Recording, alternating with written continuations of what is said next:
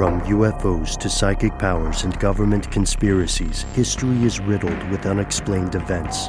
You can turn back now or learn the stuff they don't want you to know. A production of iHeartRadio.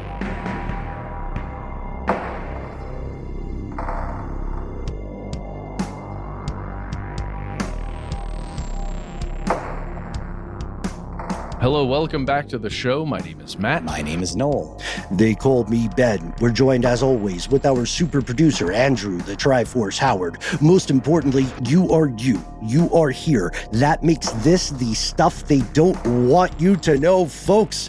We're back. You can call it a comeback because we are indeed literally coming back. If you are tuning into our listener mail segment, the evening it publishes, let us be the first to welcome you to June 12th. 2025. Guys, the 2025 is almost halfway over, right? Thank God. Yep. Think so? Yeah, well, you got it's a big plans bag. for 26? It's a mixed bag. I am. Yeah. I'm going to drink as much of this Sprite tea as I possibly can, I saw boys. that. Yeah, what's the verdict? Is it better than Sprite Dream or whatever that was? I don't know. It's way better than I expected. Coca-Cola Starlight. There we go. Yeah. There we go. Here's the only problem. This is kind of a regular bottle of Sprite tea or plus tea. Has 230 calories in the sucker. So over the course of like 3 days, I've had this much. As you can see, it's about halfway. Oh, is the carbonation holding? No, but it's just tea and lemon now. Yeah. So it's basically an Arnold Palmer or whatever they call those. Yeah, that's for your true. health. It's a fizzy Arnold Palmer. There we go. I'm into this, Matt. I love it. It's a formerly fizzy Arnold Palmer. So at this point, it is just an Arnold Palmer. You're right. Yeah. Which is great. Never thought about that. Sprite is just fizzy lemonade, is't it? That is what it is. Lemonade? Limeade. Sorry, it's lemon lime. It's lemon and lime. We gotta move on before Big Sprite gets us. We're gonna explore a lot of fantastic correspondence, as is our remit. We cannot get to everything. So if you have written to us or given us a call, you're going to have to join us next week. We will welcome you onto the show. What we're going to do tonight is talk about cattle mutilations, an old fascination of our show. We're going to get into some great conversation about our recent episodes on breaking physics. We're going to talk about Chinese agro-terrorism, some super soldier notes. But before we do any of that, we got really into dreams again and made the decision as a crew that we actively want to encourage all our fellow listeners to tell us about their dreams, especially the weird ones that maybe science can't yet explain. So what do you say, guys? Break for a word from our sponsors, and then we'll see what dreams may come. Ah, yes. We're not cutting it. No. We're keeping that bad joke. No, it stays.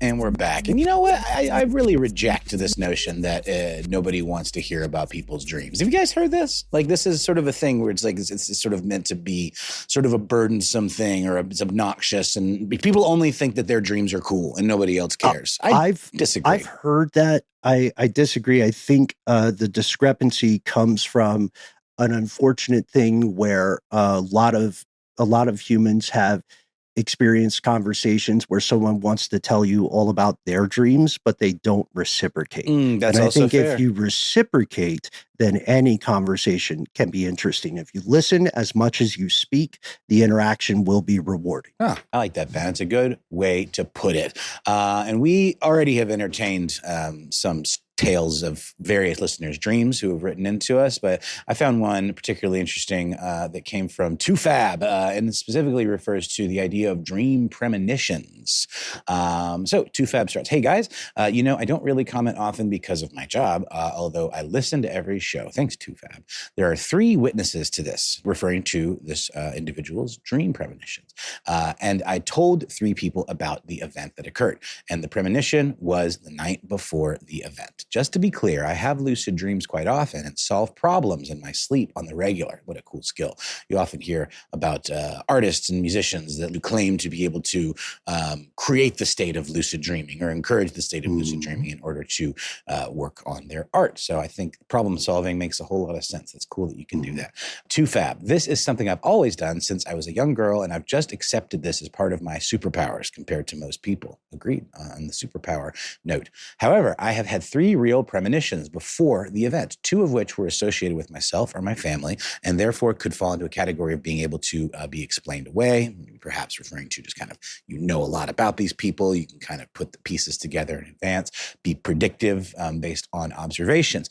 One can't be explained, and it shook me to the core at the time. When I was in college, one night I had a dream. In the dream, I was watching a man dressed in blue standing next to a rock wall near a white commercial building and doorway and like entrance. As I watched, President Reagan was waving, and the man shot the president and another man. I watched as the Secret Service tackled him and covered the president and shoved the president into the car. I was riding in the car as it went to the hospital and rushed him into surgery. Then I saw him flatline. I woke up in a cold sweat. I must have screamed because it was so real. I could smell the gun, the people, and the sweat, the car leather, everything. My roommate asked what was wrong. I told her I had a nightmare and told her what I dreamed. She was like, wow, that's weird. Why would you dream about the president? I told her, I don't know, but that was really, really real. I got up because I couldn't sleep.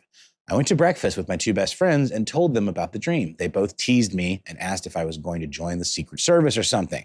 I told them, of course not, and we all laughed and the subject dropped. I went to class. Note for readers, we didn't have cell phones or pagers back then, so things would happen during the day and no one would know until they turned on the news. I went back to the dorm that afternoon, and one of my best friends met me at the door and had a white face. She goes, you need to come with me. Took me into the TV room, and there it was on the news that Reagan had gotten shot. They had no news about his status yet. I started crying because I kept saying, I saw him die. I saw him die. Of course, he didn't die. He survived the attack. So I was like, okay, it wasn't a correct premonition, but my brain was also going.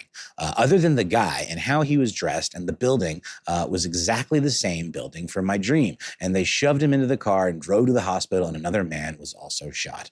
Of course, years later, we find out he did possibly flatline, but was resurrected. I have zero clue why that came to me or why I would have dreamed anything remotely like that. I cannot be explained. So I do believe these can happen, and there may be no real explanation on why these may occur. Although events like mine would likely be extremely rare, since if lucid dreams are the key, your own life may make you stay within your normal life bounds. Perhaps I had them because I later worked in and around the seats of power. Don't know, but maybe it was also telling me where I would eventually go, since I have worked protection planning. I love the show. Keep up the great work. 2Fab. I mean, 2Fab, wow. Indeed. Yeah. I mean, first of all, thank you for the detail and this incredible recollection of, I would argue that this is absolutely qualifies as a premonition. We even see in fiction when premonitions happen, there are often little twists to them or little ways of interpreting them that maybe leads to an incorrect assumption about what's going to happen. Only when you know how to interpret them correctly can you actually use the superpower, right? Yeah. 2Fab, thank you again for the excellent correspondence. And I may be a bit biased. I may need to recuse myself because my family has a history of premonition via the dream state. So I do, while I cannot scientifically explain it, we attempt to in our 2-part episode series on dreams predicting the future. We attempt to with some pretty fascinating physics, but I'm with you, 2Fab. I think there has to be something to it. And a lot of skeptics hate when I say that, but I would advance then in response that skepticism, true skepticism, is only rational inquiry. So even if something sounds crazy, you cannot immediately dismiss it just because, it trips some wire for what you think the universe should work like. Yeah, and it seems tied too into all kinds of other ideas around the collective unconscious and just, information that can be received by some people but not others, and psychic powers and all of that. Like, I'm always drawn back to the fact that the government and, the intelligence services believed in this stuff enough to have a whole program surrounding it. And we've seen cases of programs that yielded some success. So while I'm not like 100% a believer, I feel like there's a lot of smoke and probably some psychic fire out there somewhere. How about you, Matt? Well, I, like Ben, have got some weird dream stuff in the fam, some weird mental stuff in the fam, and there's all kinds of things that go together with that society, as Ben was saying, kind of puts its own little spin on it, right? So, science decides kind of what it is. I get it. I think there's something to it. I don't know how to control it, and I don't know I've never met anybody who can control premonition dreams, right? Who can say, I want to have a premonition tonight about something that's going to happen to a specific person. And does the measurement or the observation, even in a dream of a future event, does it affect in some state or in some manner the transpiration of those events? Right. Is it a projection? And you know, there is really interesting science going on right now with the whole infodynamics and some of that stuff that it deals with whether or not we humans as an individual conscious thing are actually projecting our own consciousness or consciousness itself onto the world, onto this field, this information field. Weird crap.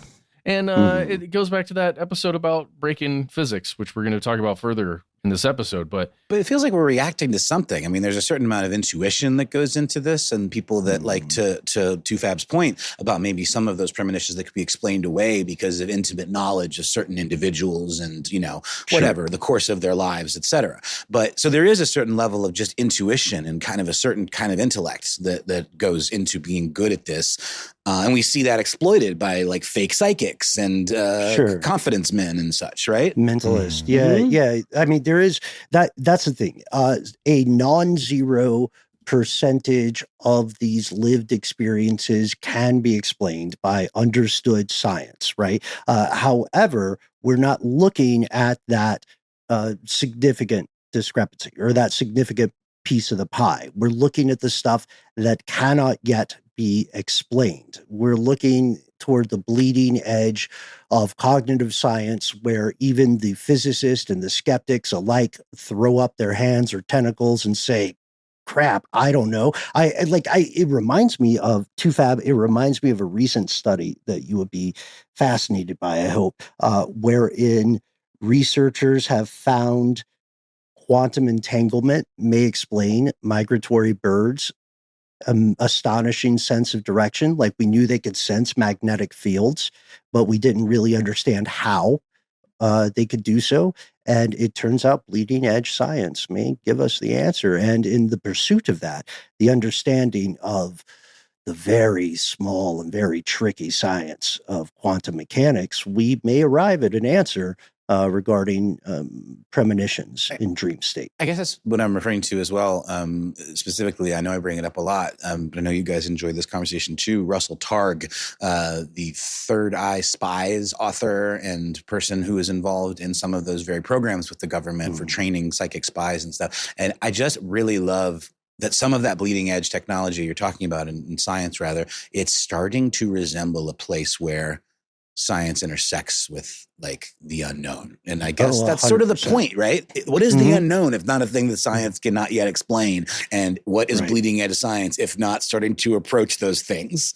I don't know. Talk about it. Yeah, 100%. I'm with you. We talk about it in our episode on whether or not humans can break physics. When you get past a certain threshold of scientific inquiry, the smartest, the most brilliant, the most capable physicists are verging onto what we would call spirituality or philosophy. And there's a reason for that. And I think that's a very encouraging clue in unraveling the great mystery of reality. Like, is that the part that we call magic? The part that we always refer back to that quote about Arthur C. Clarke. Of course, certain technology to a certain level might as well be magic, more or less. But like, is that unknown part to what you're saying, Ben, and that kind of philosophy part of being a scientist looking into these things and these secrets of the universe? How could you not have a little bit of reverence for that kind of mystical side of it? Do you have to? Even if you know something works, the world is so amazing that understanding it makes it no less magical. And not all scientists are atheists. I think that's something that's very worth pointing out, Yeah, I like that. I think that's a beautiful point, and I agree with you that it's often forgotten. Here's a pitch. This is for us. This is for you, 2Fab. This is for everyone tuning in, and Triforce, we're interested in your thoughts as well. If some entity came out or some institution came out with a substance you could consume that would give you a higher likelihood of premonitions and dreams, would you take it? Would you want to know what occurs in the future? Hell and would no. you knowing alter the future? What do you think? It's a no from me, dude. I don't think we're meant to, I mean, it's another cliche of fiction around this stuff. I don't think we're meant to have those kinds of powers. I think, it can be really damaging. It can be damaging to one's own psyche and also potentially to, the world. I don't know. That's a big let's go for me. Okay, buddy. More for you. All right. So we got one fan of sort of improv jazz approach to life. We got one vote for yes, let's know all the things. I do think it's interesting that the idea that there may be a genetic component of some sort, that was a suspicion or trope that occurred way before the humans knew about genetics. Yeah, I don't know, because if that existed, obviously you probably wouldn't sell it to the public. You would have a cadre of folks like those in Russell Targ experiments, right? Or pre-crime Minority Report stuff, and they're just tasked with having that existence. Hey, I don't know, man. Sometimes you like to be surprised. It's always right? a monkey's paw scenario, though. Every time, yeah, it feels. Yeah, to me, it right? is. Yeah, because if it's sort of like sickle cell anemia and malaria. If there were maybe some genetic component that allowed for this sort of dreaming, which is again one of the oft-cited ideas here, that genetic component would have been a massive evolutionary advantage. So why is it not more prominent? If that's the case, then we would have to logically assume that there must be many drawbacks to that, similar to creativity and mental instability, which we're all three proud possessors of. Yeah, one or the other, if not both. Well, y'all, with that, never not an interesting conversation, this topic. And please tell me your dreams, whatever the scenario, and I will tell you us. mine. Yeah, I just mean like what I was saying earlier about the idea of it being like, conversational poison or something like that. If we're ever hanging out one-on-one, I want to hear about it. And yes, absolutely. Please share with us, share with the group. You can write to us at conspiracy@iHeartRadio.com. Send them along. We will be right back after a quick word from our sponsor with more messages from you. Thanks, 2Fab.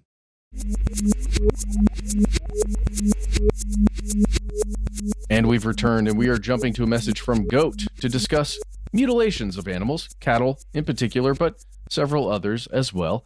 It appears Goat has some insight. I want to see what we all feel about it. Hey, fellas, this is Goat. I have the solution for you for the animal mutilations, cattle mutilations specifically, but it's a much broader category. It is the Department of Energy and Defense, funded by the Energy, enforced by the Department of Defense, where people are collecting tissue for radioactive particulates.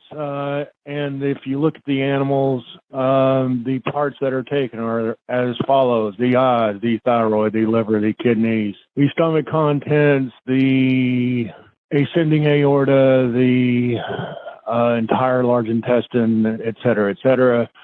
Basically, guys in helicopters fly around with giant tasers. It looked like something out of Super Troopers. In helicopters, they land so calm.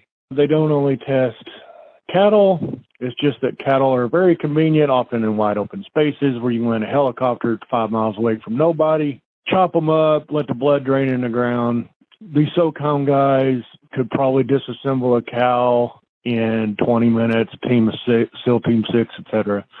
So anyway, They call me Goat, the Appalachian Mountain Hillbilly. Use my words on the air as necessary. The reason why I know this, my entire family worked at the Oak Ridge Nuclear Labs, and on the weekends, my grandfather and I used to go electrofishing and collect samples. We were allowed to keep the fish, but we had to turn in the gills, the eyes, the cheek muscle, the entire digestive tract, the liver, the kidneys, basically all the organs.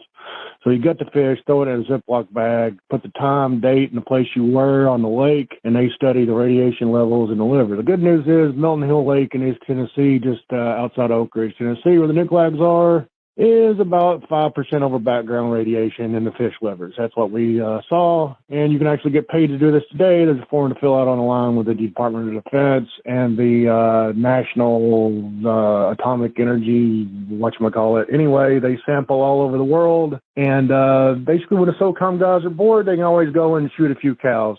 That's pretty much the story. We got paid, I think, $80 a pound for the liver weight is how we were paid. So, see you, bye. I've been Goat, and it's been real. See ya. I'm sorry, electrofishing? Can I just put that out there right now? Yeah. That is incredible, Goat. What is electrofishing? Electrofishing is where you use DC electricity to... You stun fish. Yeah. It's only stunned. You got a submerged cathode and anode. It's still safer than noodling. Yeah. Oh, what do you use, like a battery? Is this like a very DIY process, or is there like pro gear for this? It strikes me as something you would use just like a car battery for. It's common in science because if you do it the right way, it's not going to harm the fish. Yeah. You just stun them, pick them up, take a look at them, take a little sample, put How them right much radiation?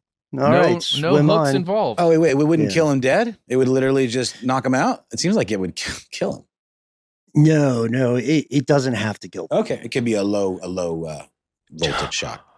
I'm looking at pictures of backpack stun fishing stuff. So you can just backpack models. You just submerge it and then stun the fish, grab it up, take a little sample, put it right back. That's incredible. I love the stun boats. I saw one of those in real life. This is rad. I was not like a participant in it. Yeah, it's absolutely it's weird. gear. It's got like Jack Skeleton hands, wings. It's got wings. That go out over either side of the vessel, and they're small vessels. But dude, that's bad ass, Goat. Also Goat. Oh, Matt, if it's okay with you, I'd like to do an introduction for you, Goat. Is that okay? Sure.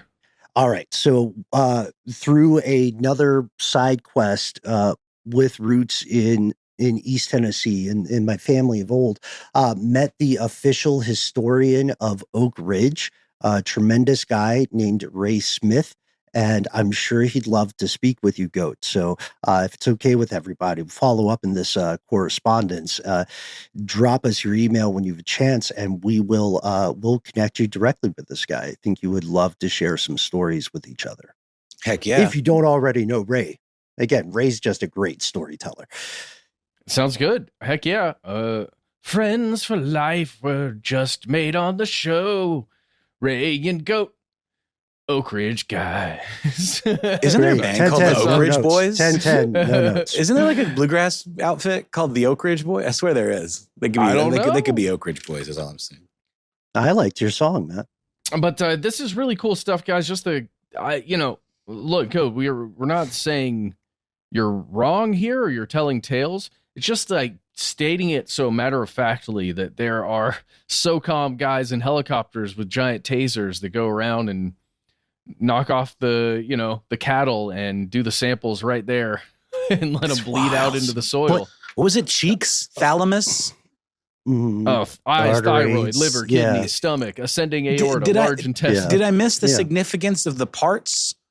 Well, therein is a bag of awful badgers, OFFAL, because this will potentially explain some of the cattle mutilation phenomena. And Goat, as I'm sure you and I would agree here, it doesn't need to explain all of it to be valid. The skeptical answer will typically be, hey, given the remote populations, right, of cattle, there is a clear probability, right, that some of these cattle expire through natural causes or through predation. And if they're left out there and they're undiscovered, then scavengers are always going to go for the soft spots of the carcass. And that is where you see what looks like specific removal of organs. Now, goat, that's obviously not what we're talking about here, but what I'm saying or positing, and I think we can all agree on this, I hope, is that there are multiple explanations for cattle mutilation. And one existing does not make the others impossible. They are not mutually exclusive. There are a lot of cattle out there, and there are a lot of things that can happen to them. I think we should also thank everybody else who wrote in on our classic episode of cattle mutilations. Yeah. 100%. Thanks so much, y'all. Not every cattle mutilation is made equally. That's something that we found over the years. There are these more surgical looking, removal of all of the guts and the parts that would be easily testable for like radiation accumulation. But then there are other ones, as Ben is describing, where something went in through the eyes and the mouth and the butt, basically, and all the parts back there, the soft tissues. But it isn't as perfectly like a perfect cut out of the side of a cow, which we have seen. We have seen evidence of that stuff. Right. The diamond shape incisions on the undercarriage. Like some of that's weird, right? And where this kind of thing would be an explanation. But man, diamond shaped. That makes me think of what you remember that part in Silence of the Lambs where he's like, was she a big fat woman, big fat person? The skin that was being removed from the victims in that were diamond shaped, and it was because they were being used to make like clothing. They're being used to like stitch together. I'm sorry, it just occurred to me. I wonder if there's a alien serial killer on the loose. I don't know, but we'd love to hear from the DoD or the Atomic Energy whatchamacallit. That would be really awesome. I really love to go. Please. Say that, Atomic Energy whatchamacallit. We'd love to hear what they think. Nuclear Regulatory Commission, probably. Maybe. Atomic Energy Commission. Okay. Yeah, right. That's the back in the day one. From Oak Ridge. Yeah. Well, if you do want to write to us, you'll get our number and our email and everything at the end of this. So just stay tuned and then contact us. All right. We'll be right back. Thanks so much, Goat.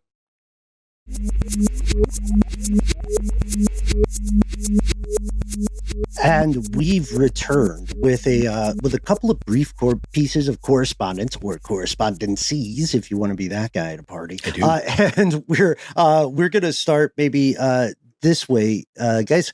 Let's talk a little bit about super soldiers. I think we all found our super soldier update episode illuminating, terrifying, a little disquieting. We all walked away with some opinions on genetic modification and exoskeletons. And we also strongly implied the idea that war may evolve past human war fighters. This is our first message for this part. Hey guys, call me Clever Innuendo. Huge fan. I'm sure you've had plenty other veterans write in saying about the same things regarding your update on Super Soldiers or SS. I don't love that one, Clever Innuendo, but I get it. You continue. I spent 10 years in the service and saw my share of action, but more important to the conversation, I had countless hours of training on sometimes awesome, sometimes overhyped new technologies. The DoD, that's our Department of Defense here in the US, a hilarious name, obviously spends absurd amounts of money on developing technologies that have potential to be game changers on the battlefield. However, the application of these aids frequently falls short, often due to the higher-ups wanting the benefits without forking over the dollars. That is to say, they develop these sweet gadgets and then roll them out as cheaply as possible. Sometimes that means there are not enough to actually help. Sometimes they are so shoddily built that they break immediately, or it's a dollar store version of what's actually needed.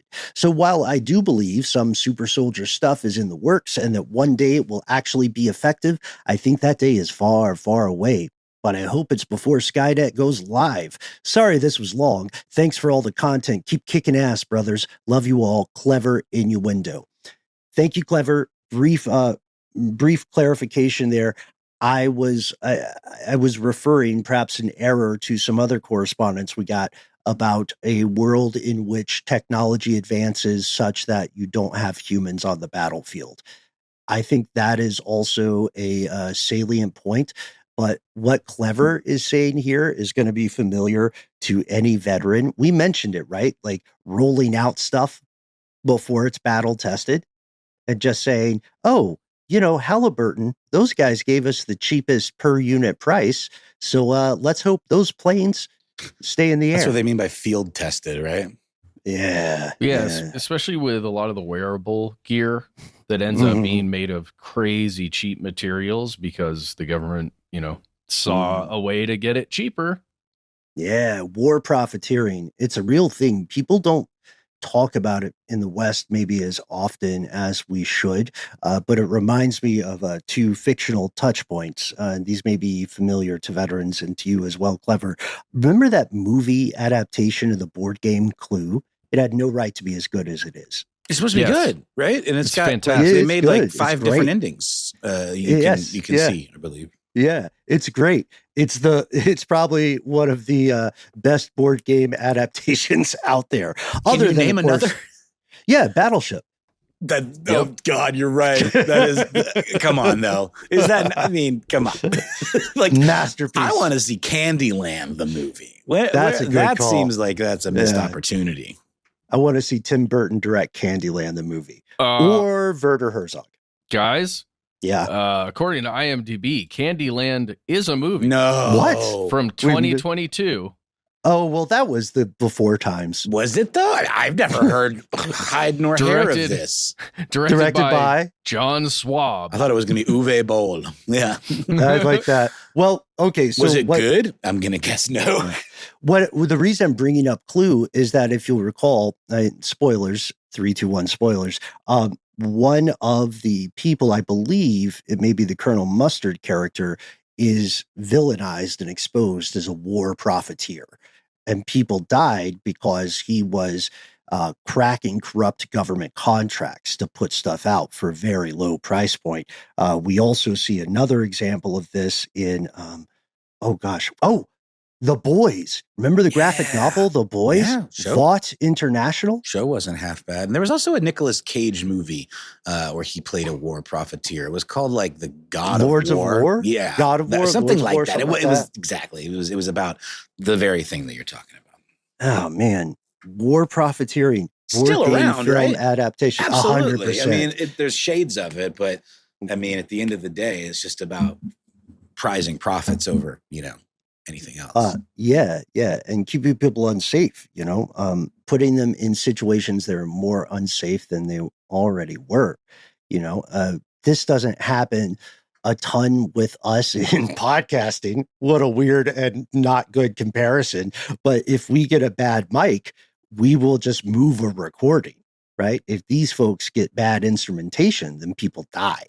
And that point about new technology, as you made it, Matt, the wearables, right, which often have not been tested in these harrowing environments, they will directly lead to death if they malfunction or if they're cheaply made. You don't want the Temu version of the HUD.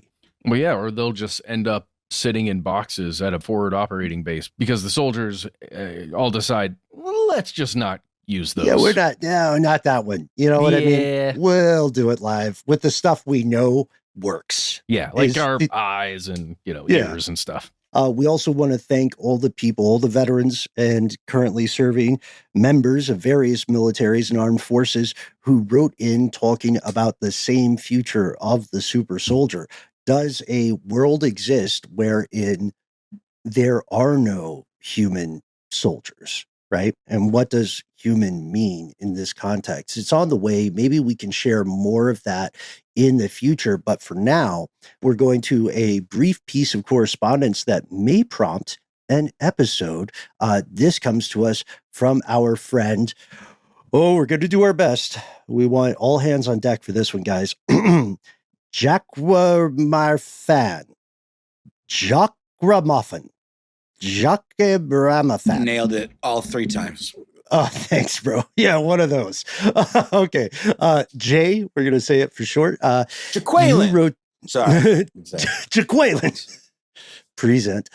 So you wrote to us and you said, below is a link to the news story about possible agro-terrorism by Chinese nationals.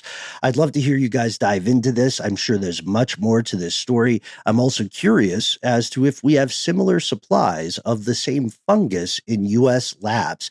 Feel free to use my email. Call me Jacqueramaphan.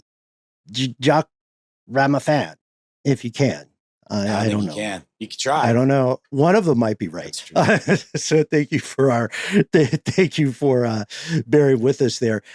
Guys, I think we all heard about this story. We may have talked about it a little bit offline in other chats, but a University of Michigan scholar and her paramour were arrested for attempting to smuggle a fungus called Fusarium graminarium into the United States. Was it because it was so fun to say? It's because it was so fun to say. TSA was like, hang on, a rhyming fungus? Yay. Let me get a go at it. Yeah. So it's a strain, a dangerous strain of a common fungus. It can infect wheat, rice, other cereal grains. If you want to read more about it, our pal Jay linked us to a great series of articles. We've got some more to recommend, but start with the Detroit News by Carol Thompson. This was published June 3rd of this month and this year. The concern is that this fungus, when deployed, it can wreak havoc on crops. It can cause immense damage. It can make those grains not just dangerous for the animals eating them, but it can also prevent their growth, and it can make them dangerous for humans to consume. Like an ergot situation? I was just thinking about that concept the other day. It's not ergot, but it's bad news. It's gnarly. Fusarium head blight. Yeah. In case you didn't have another thing to worry about. It sounds like a status effect in an RPG or like in a turn-based thing. Mm-hmm. Well, Ben, you mentioned the main ones that it infects, but it also gets maize or corn, and which, if you're thinking about it in the United States and the primary crops that we've talked about on this show, it infects the main growing crops.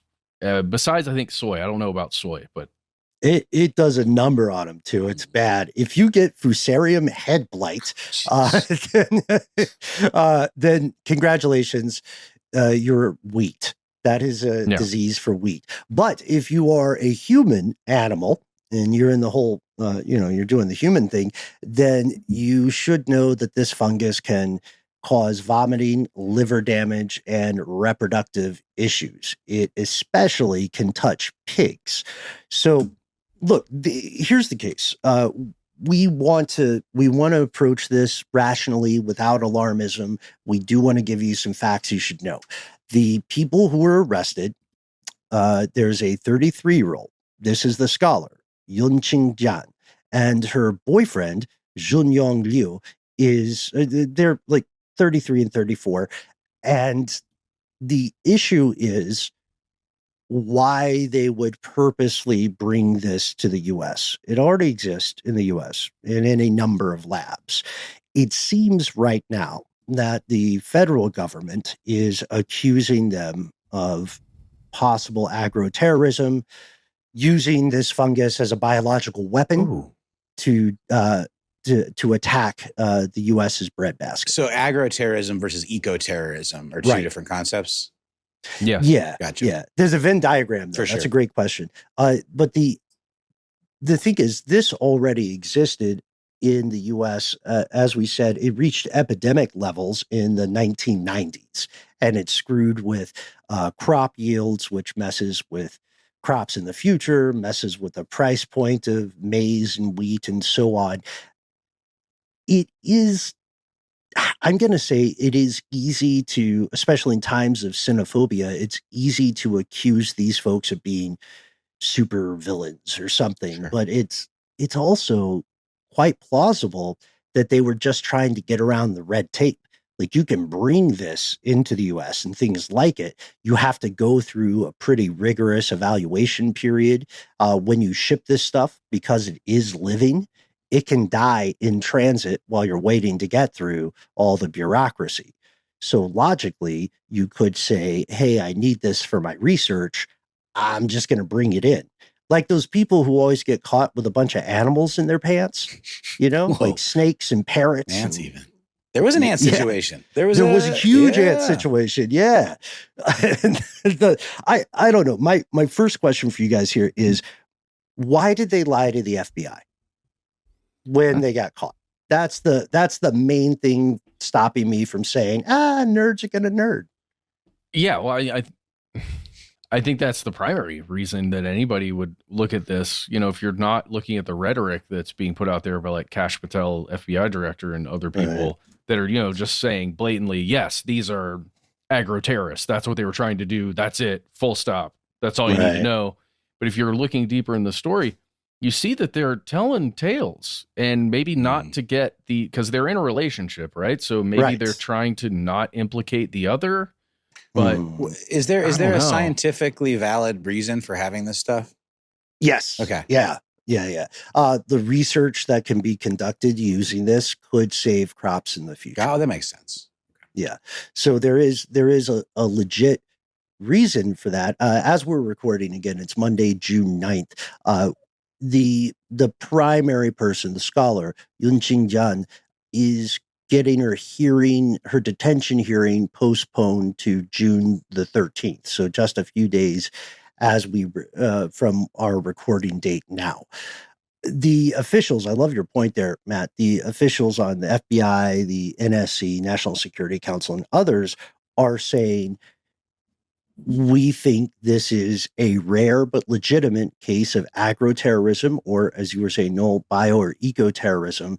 And they say it's rare, but it does happen and we have to keep eyes on it. They found the fungus stashed in the boyfriend's backpack in Detroit Metro Airport. And that guy the boyfriend said, I wanted this to conduct research for the University of Michigan, where my girlfriend works. And then there was a deeper search, right? Because they like the guy for some shenanigans. So the deeper research looks into his cell phone. Be careful what you save on your phone, folks. It shows that he has saved a document called 2018 Plant Pathogen Warfare Under Changing Climate Conditions. I don't love it. That's like your car gets pulled over, you got a trunk full of hammers, they search your phone, and then the first thing they find is a scholarly paper on how to hit people with hammers. You know what I mean? Yep. Not great. Not great. Also, as people who have the simple sabotage field manual on our phones, just be careful what you got on your phone. It's on my work computer, Ben. Great. Yeah. And our search histories are already the internet version of face tattoos.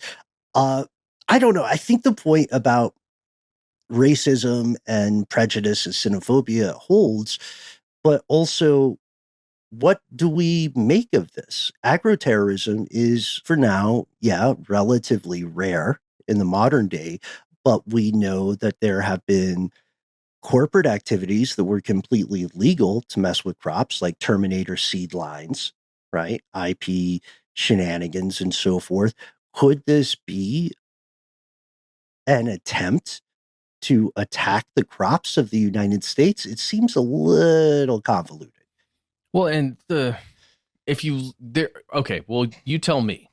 What I have seen is a single image of the samples that were being smuggled in, which are 4 small baggies containing a tiny, tiny sample, which is theoretically all you need to grow a fungus, right? Sure. To make lots and lots more of it. But it does feel like a clunky way to get the party started if you're going to, if you're going to go widespread with this thing. Right, because you'd have to have a safe environment and medium to grow it in to larger numbers. And baggies of unidentified plant matter? Come on, dude. At an airport traveling internationally? Look, not to be hateful, I know everybody has their first day at work, right? Everybody has their first rodeo at some point, but that is day one stuff, you guys. Well, just in our discussions of diplomatic pouches, how easy would it be to have that in a diplomatic pouch if you really meant business, right? So much easier. That's a great point. Yeah. And you could do it in larger amounts. You would not be subject to the same sort of rigorous investigation. I think we all try to see the good in people. It is quite possible that this was just research. We do know that the Chinese government has pressured academics in the past and presently into acts of tradecraft, surveillance, or info gathering.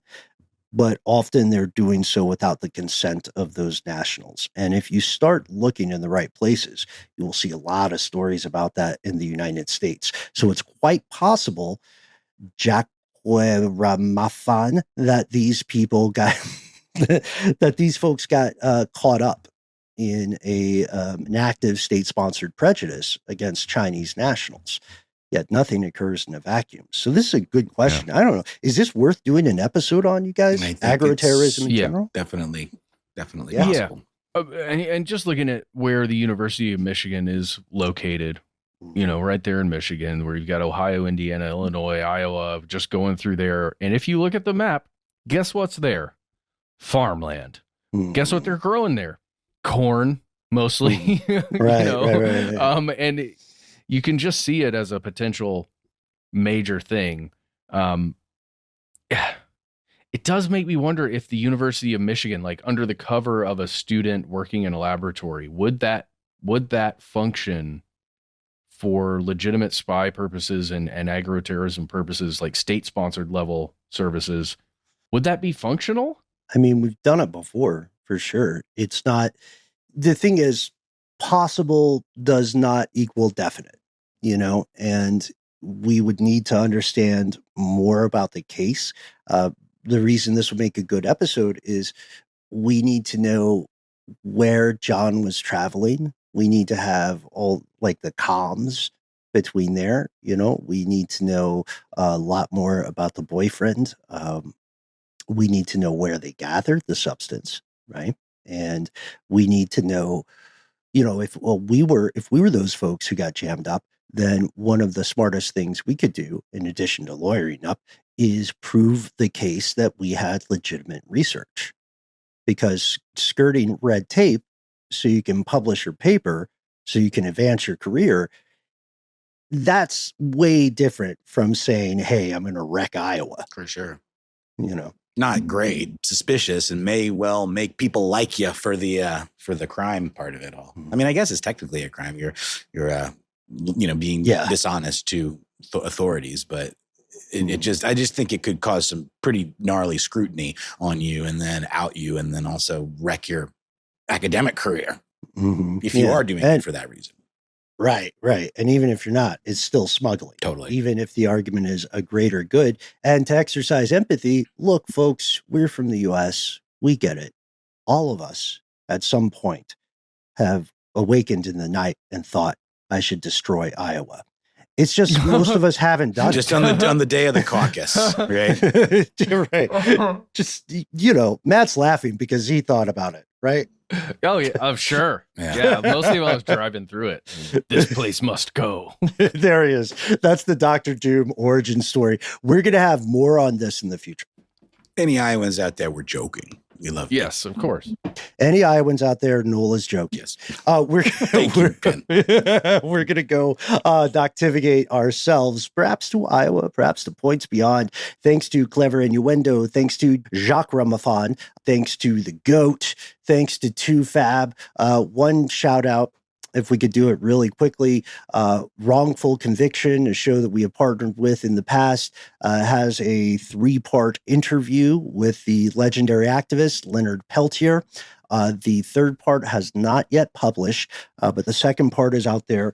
They have me as a hired gun in part of that interview, but if you enjoyed our episodes on the American Indian movement and Peltier overall, please do check that out. Incredible. It's an important message to get to the world. Incredible you got to do that, and it's absolutely worth everyone's time. Please do check it out. Well, and Ben, it says you're the new co-host. That's amazing. Oh, yeah. Well, we have, it's a mission that's important to a lot of us. The American justice system is broken. Is it irreparably broken? Jury is still out, but there are a lot of people who have been wrongfully convicted. There's a personal mission of our pal Jason Flom, so we're quite fortunate to carry the torch along. And if you'd like more information about that, please feel free to reach out to us. If you have some cattle mutilation observations, tips, or tricks, if you have some dream premonitions, we love to hear your dreams. We want to know about super soldiers, agro-terrorism, and we want to be easy to find online. You can find us on the social medias, Thou May Sip. You can give us a good old-fashioned email. You can call us on a telephonic device. That's right. You can find us at the handle Conspiracy Stuff, where we exist on Facebook with our Facebook group. Here's where it gets crazy: on X, FKA, Twitter, and on YouTube. Check out all the video content there. On Instagram and TikTok, however, we're Conspiracy Stuff Show.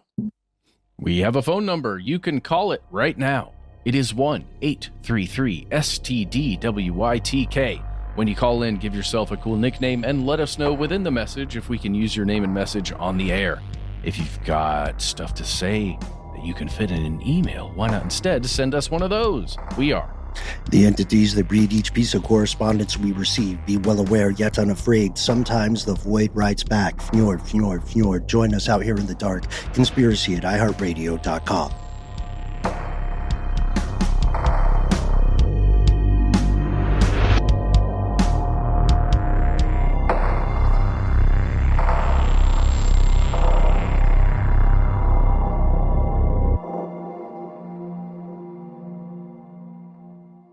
Stuff They Don't Want You to Know is a production of iHeartRadio. For more podcasts from iHeartRadio, visit the iHeartRadio app, Apple Podcasts, or wherever you listen to your favorite shows.